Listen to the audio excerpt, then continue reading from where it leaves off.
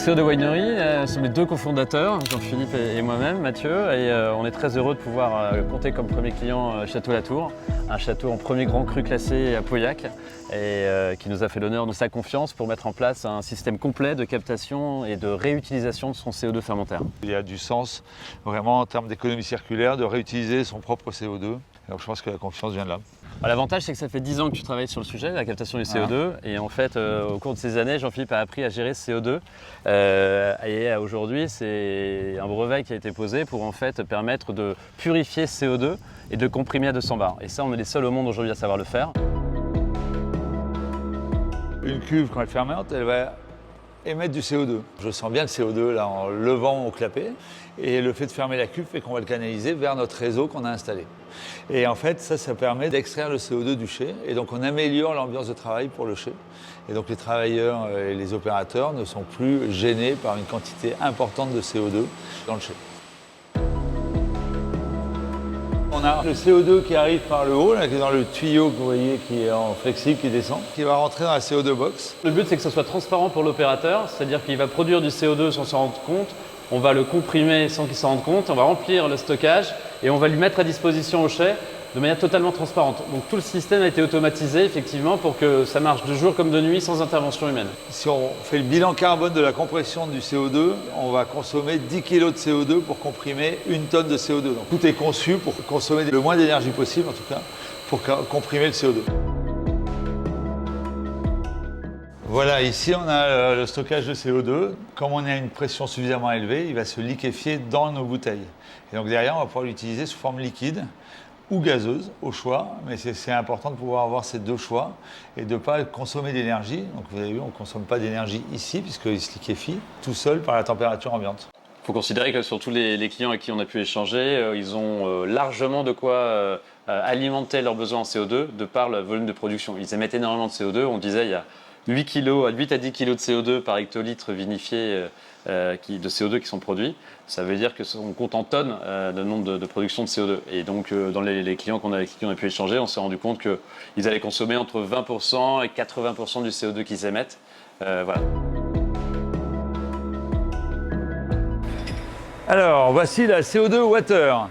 CO2 Water, ça va nous permettre de saturer l'eau en CO2 à hauteur de 2 grammes par litre pour améliorer les capacités de nettoyage qu'on a avec une eau classique, par rapport à une eau classique.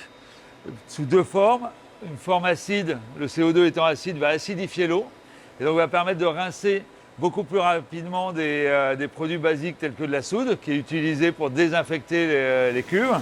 Et un aspect mécanique, le CO2 gaz, ça donne un effet mouillant à l'eau et qui va permettre d'avoir plus de surface d'échange et pour mieux nettoyer. Donc il y a un effet mécanique et un effet chimique qui vont être observés. Donc là, en fait, c'est du CO2. Ça, c'est du CO2 pur qu'on a produit par nos fermentations. Et maintenant, on va utiliser pour neutraliser un rinçage de soude. En fait, on voit que l'eau est un peu plus moussante et que le pH est réduit et passé en quelques secondes d'un pH de 12 à un pH inférieur à 7. Et donc là, on va pouvoir arrêter dans quelques secondes. Voilà. Là, on est à un pH de 6,7, donc ce qui est très bas, et ce qui est plus bas que le pH de l'eau. Donc en fait, là, on a neutralisé l'intégralité de la soude. L'objectif étant d'avoir environ 50% de réduction d'eau. Et sur la phase de rinçage de la soude, on peut atteindre jusqu'à 70% de réduction du temps de nettoyage. Moi, je connais Jean-Philippe Ricard depuis un certain nombre d'années déjà. Je crois que ça va faire 13 ans qu'on se connaît. Et en effet, son projet m'intéressait beaucoup pour, dans un premier temps, la notion de sécurité et puis peut-être de revalorisation du CO2. Donc l'aspect sécurité, c'est parce qu'en captant CO2, on évite qu'il soit diffusé dans le chai. Et donc, en termes de sécurité pour le personnel, c'est intéressant. Et là, cette année, du coup, on a déployé sur quasiment l'intégralité de la cuverie en captation. Donc, ce que je souhaitais, moi, c'est qu'on puisse comprimer pour conserver, pour pouvoir ensuite réutiliser, en fait, ici, à la propriété. Comme il y a en plus une tension importante sur les fournitures de gaz, nous, on est très emballés par ce projet parce que on est sur un cercle vertueux où on produit du gaz, c'est obligatoire pour la fermentation.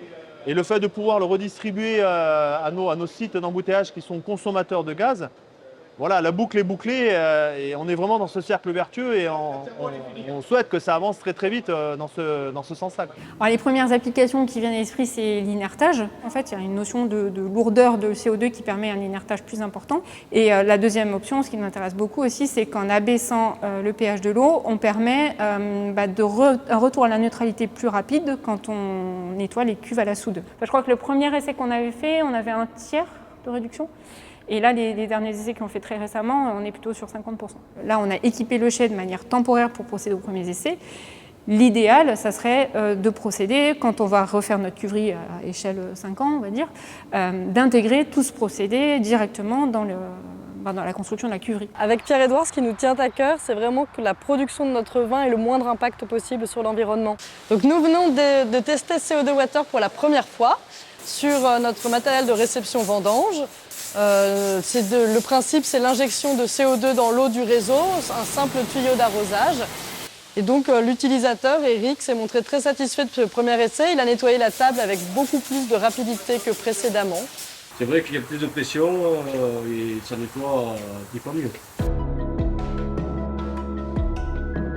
Le CO2, on l'utilise sous différentes formes, sous forme de glace carbonique, pour inerter les cuves, protéger des oxydations, éviter que nos vins s'abîment. On l'utilise aussi pour faire des vins, ce qu'on appelle les sparkling. Alors pas sur le site ici, sur les sites d'embouteillage. Aujourd'hui, c'est notre premier jour de vendange et on a récupéré des bouteilles de CO2 comprimé au Château Péchaud, qui est une autre propriété familiale. On utilise beaucoup de neige carbonique durant les vendanges pour protéger le raisin contre l'oxydation. Donc on va inerter le pressoir. Ce qui est fabuleux, c'est que toutes les propriétés qui font du vin dégagent du CO2, donc elles sont toutes potentiellement intéressées et clientes. Et ça va du grand groupe qui a plusieurs propriétés, à la propriété familiale, jusqu'à la cave coopérative. En fait, tous les publics qui font de la fermentation peuvent être clients de CO2 Winery. L'idée, c'est de rendre la solution accessible à tous, soit en mode achat, vente, soit dans un mode de location longue durée, pour que justement, en fait, par rapport au coût d'achat aujourd'hui qu'ils ont de leur CO2, comprimé auprès de gaziers d'origine fossile, et bien, pour le même prix, ils puissent utiliser leur propre CO2 bio, sans coût additionnel.